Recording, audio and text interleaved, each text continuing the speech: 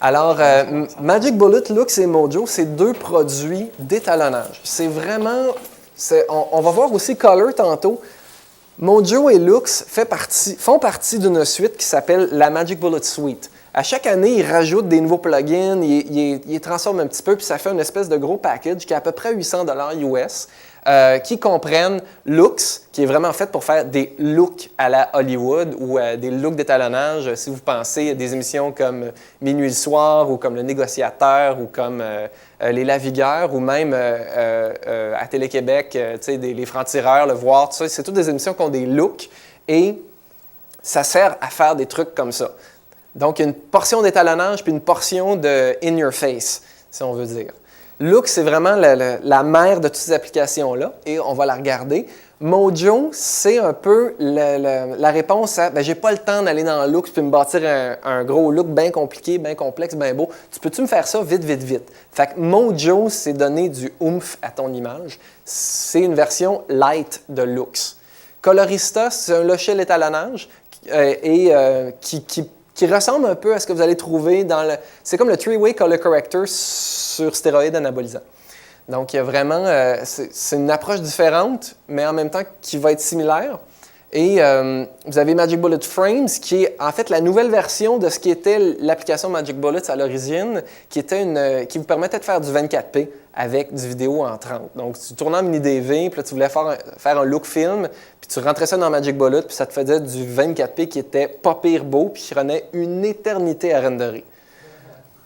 Magic Bullet Steady, c'est pour enlever un petit peu de camera shake. Puis Instant HD, c'est un plugin qui avait été développé par d'autres mondes, qui a été racheté par Red Giant Software. Ils ont foutu ça dans la suite et ça permet ça vectorise les pixels pour pouvoir faire un scale-up, un blow-up de mini-DV à HD, par exemple, puis que ça ait un petit peu de gueule.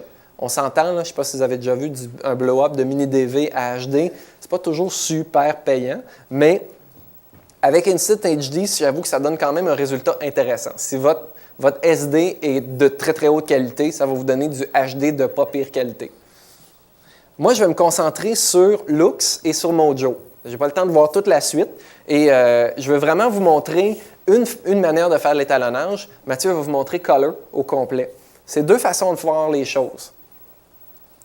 Lux, j'ai mis une photo de Banner Brothers ici parce que moi, particulièrement, j'aime ça, de regarder des shows qui ont été étalonnés à mort, les films de Steven Soderbergh, des films aujourd'hui, des blockbusters comme Transformers, un film comme The Constant Gardener, que j'aime beaucoup, beaucoup, qui sont allés rechercher des couleurs particulières, puis ils l'ont plâtré partout dans le film. Moi, j'aime bien ça. L'étude des looks comme ça. Fait que moi, Magic Bullet, j'ai toujours aimé ce plugin-là. Je vais m'asseoir. Puis je vais mettre mon timer ici. Donc, l'interface de Magic Bullet est assez simple. Alors, vous avez à gauche, en haut plutôt, la barre des informations. Où est-ce que vous allez voir le pourcentage de zoom? Si vous bougez la souris par-dessus une zone, vous allez avoir la valeur en rouge, vert, bleu. Et en haut à gauche, vous avez ce qu'on appelle le théâtre des looks qui vous permet de faire une espèce de slideshow de tous les presets avec l'image que vous avez sélectionnée pour voir ce que ça va donner. À droite, on peut aussi allumer le Help et les graphiques. Les graphiques, dans ce cas-ci, c'est par exemple ma parade RGB. On vient de voir, si on pense à ce que Mathieu vient de nous montrer, c'est vraiment un waveform qui va me montrer la saturation de mes couleurs. Ensuite, j'ai la zone de preview. Je peux zoomer dans mon image si je veux, puis ça applique le look, ça te donne une idée de ça. Petit aparté, quand vous travaillez dans Magic Bullet Lux, vous voyez une image à la fois. L'idée, c'est que vous développez votre look dans l'interface de Magic Bullet et ensuite vous ressortez dans Final Cut puis vous vous promenez dans votre shot. Vous ne pouvez pas changer de frame dans l'interface de Magic Bullet. À droite, bon, j'ai mes oscilloscopes et en bas, j'ai les outils pour bâtir des looks. Regardez comment c'est divisé. OK? Tu as les looks, la façon que ça marche, c'est que vous les bâtissez un petit peu comme des blocs, soit comme en Lego, soit comme en mécano. Tu mets tous des petits morceaux, un à côté de l'autre, et ça te donne ce look-là. Puis, chaque petit morceau a sa catégorie, que ce soit dans le cas du sujet. Et toute la philosophie derrière Magic Bullet, c'est que ça se tourne autour des skin tones. De toute façon, ce qui est le plus important dans ton image, c'est de quoi ont l'air les gens. Fait que si les gens ont l'air malades, tu as beau avoir fait un super look, tu vas avoir un feeling d'oppression ou tu vas avoir un feeling d'hôpital que tu voulais peut-être pas. Donc, souvent, les outils sont centrés sur la couleur de la peau. Donc ici, j'ai deux blocs, deux morceaux de mon look qui sont pour soit mettre plus de chaleur ou moins de chaleur dans mon image, puis j'ai un autre bloc saturation. Puis vous avez en bas aussi les catégories, que ce soit comme pour mettre des effets de filtration, comme si j'avais un matte box devant ma caméra, des effets de lentille parce que je peux faire du anamorphique, des trucs comme ça, changer l'exposition, des effets de caméra, comme si j'ajustais la matrice de ma XDCam EX ou bien j'ajustais des settings dans ma Betacam ou je changeais de pellicule dans une caméra 35 mm. Puis ensuite, des effets que tu ferais sensiblement en post-production, comme faire du reversal film ou comme faire du bleach bypass, des effets de traitement de l'image que tu ferais au développement. Et ensuite, il y a des tiroirs sur chaque côté de l'interface qui me permettent de sortir soit les presets à gauche, soit mes tiroirs avec des outils à droite. OK? Je vais vous faire une démo rapide de Lux. Ça pourrait me prendre des heures, vous montrer tout ce qu'on peut faire avec Lux. Je veux juste vous montrer que c'est assez plaisant la façon que ça fonctionne. J'ai ici une image, OK, assez simple. C'est une image HD d'un bonhomme en Afrique. Ce qui est très important quand vous travaillez avec les applications de Magic Bullet, c'est qu'il faut commencer avec une image qui est quand même bien balancée. Parce que vous pouvez facilement tracher votre image d'aplomb. OK? J'ai appliqué mon look dessus. Je vais fermer le Power Mask pour l'instant. J'allume le look et je me rends compte que j'ai oublié d'amener le numéro de série à la réunion tantôt. Fait que j'ai mon gros X parce que c'est une version de démo. Mais quand vous achetez la version complète, il n'y a pas de X rouge dedans. Donc ici, vous voyez, j'ai juste deux commandes. J'ai Power Mask puis j'ai Look. Je clique sur Edit et ça m'ouvre l'interface. Ouf, j'ai eu peur. Ça ouvre l'interface de Lux. Je peux prendre la roulette de la souris, zoomer in, zoomer out. OK? Et je peux soit commencer à bâtir un look ici, je slide vers la droite, puis j'ai tout d'un coup toutes sortes de petits blocs ici comme ça. Tu sais, dans le sujet, j'ai des trucs comme par exemple, je vais double-cliquer, je vais ajuster l'exposition. Tu sais? Puis là, j'ai un bloc qui s'est automatiquement mis sur sujet parce que j'étais dans le tiroir sujet. Mais par exemple, si je vais dans matte, puis j'ai plein d'affaires dans matte, je vais aller dans les lentilles à la place. Les lentilles, tiens, je vais faire un effet de vignette. D'habitude, on ne veut pas des effets de vignette, mais dans ce cas-ci, je peux.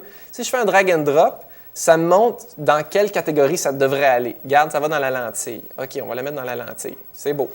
Puis là, ici, je peux ajuster avec mon petit rond, ici, comme ça, l'effet de vignettage. Puis j'ai même du feather dans le milieu, ici, comme ça. Je ne sais pas si vous voyez, là. C'est l'effet de flouter. Donc, vous avez énormément de contrôle sur qu'est-ce que vous voulez faire. Mais c'est très, très, très simple et très rapide à utiliser. T'sais, moi, je dis, bon, ben, mon bonhomme, il est dans ce coin-là, mon personnage principal, je vais juste un petit peu vignetter l'extérieur. J'ai des contrôles rapides. En bas à droite, j'ai des contrôles beaucoup plus détaillés. T'sais, je peux ajuster ça ici, je peux décider que je mets une couleur. Je trouve que, bon, mon vignetting est bien trop fort, je vais mettre mettons juste 50 de saturation. T'sais. Si je vais dans mon exposition, je vais monter l'exposition de mon image de 1,5 stop. OK?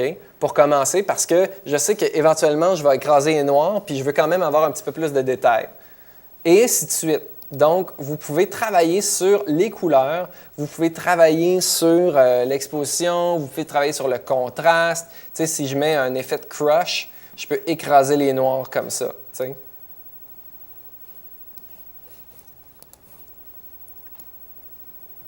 Par exemple. L'idée, c'est comme...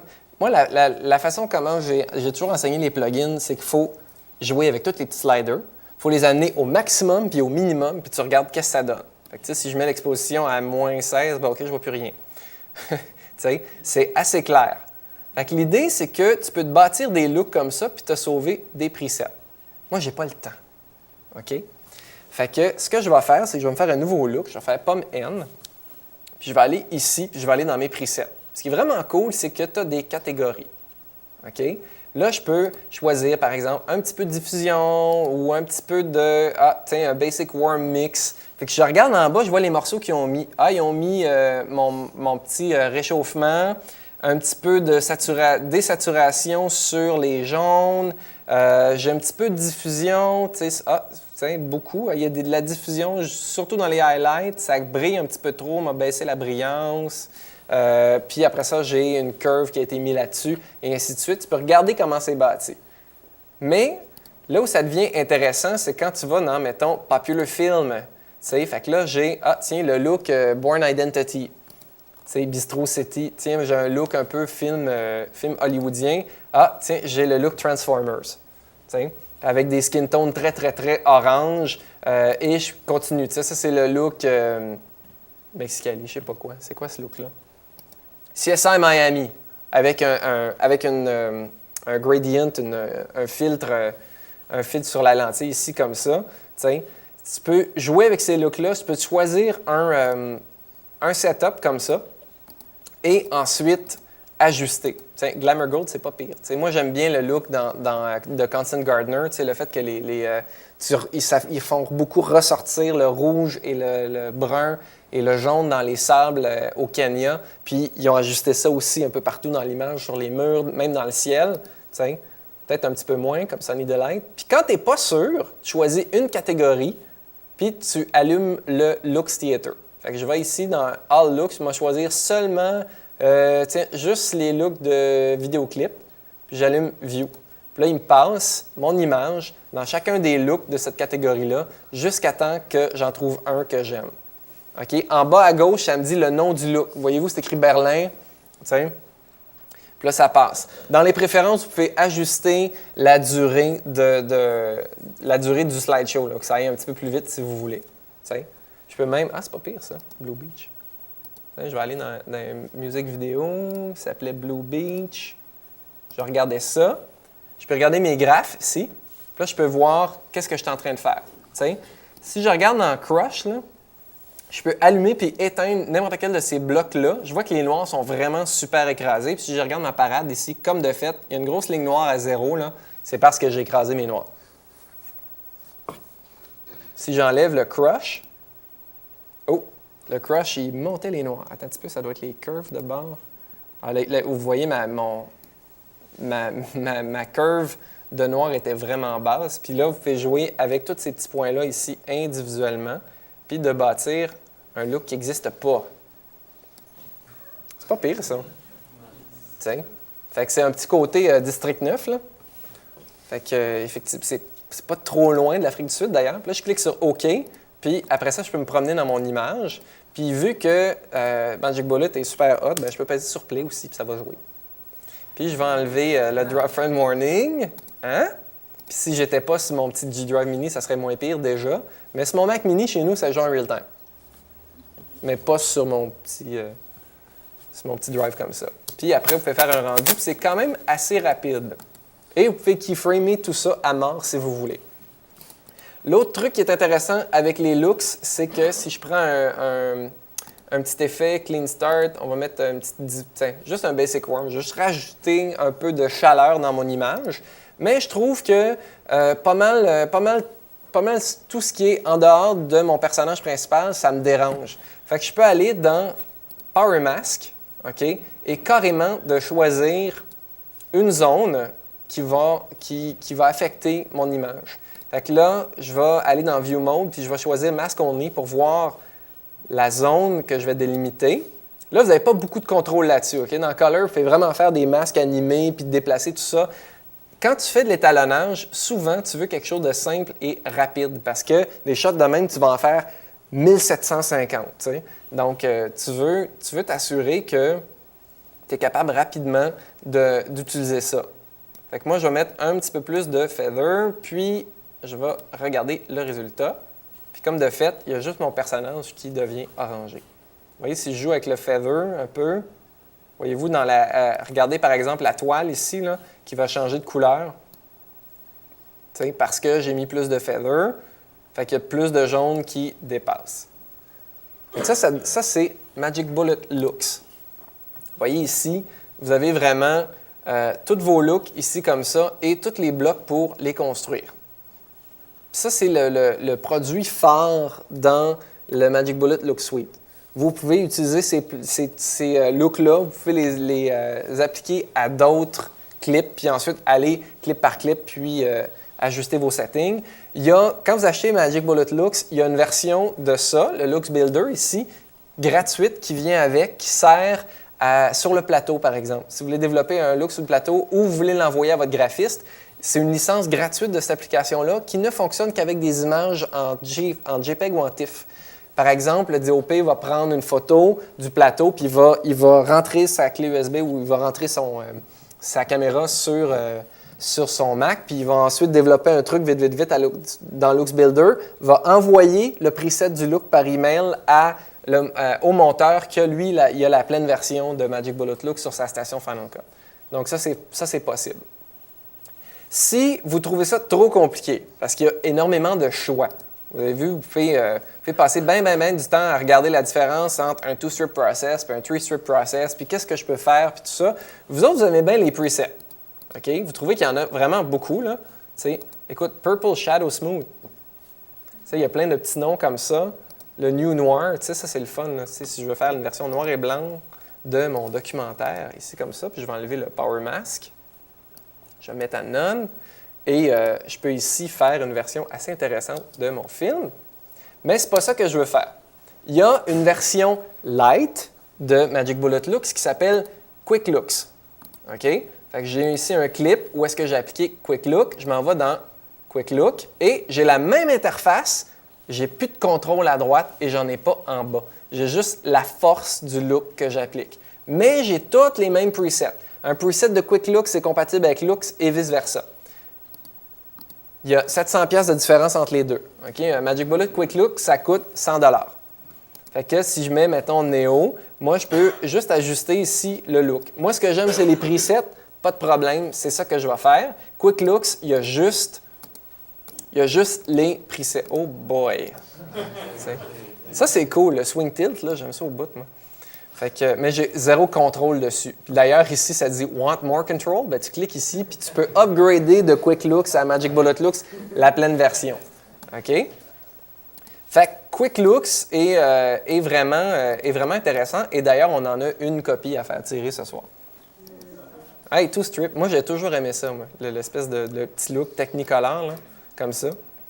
Fait qu'avec Magic Bullet Looks, vous pouvez rapidement créer des looks, vous pouvez prendre un preset, vous pouvez l'ajuster un petit peu plus souvent qu'autrement. Si votre image n'est pas très bien balancée, quand vous appliquez un look, vous allez avoir à ajuster les noirs, par exemple. Ou bien, des fois, ce que vous voulez faire, c'est de mettre un Color Corrector 3-Way, ajuster le skin tone un petit peu pour arriver à une couleur pas pire, puis ensuite appliquer le look. Parce que des fois, tu regardes ça et tu te dis « Oui, mais c'est parce que c'est pas beau. » tu sais. Mais tu peux aussi ajuster ça avant même d'appliquer un look.